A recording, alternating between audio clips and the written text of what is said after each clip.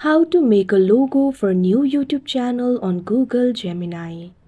First, open the Google Gemini application on your device. Make sure you're logged in to your account.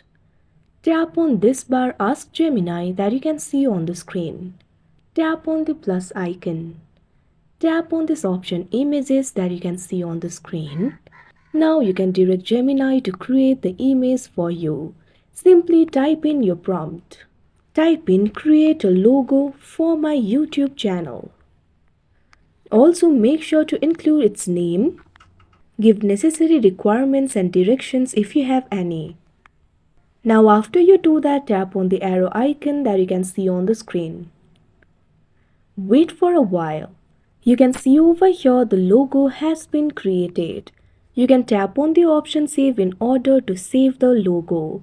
Like this, you'll be able to create logo for new YouTube channel on Google Gemini. That's it for this video. Thank you for watching.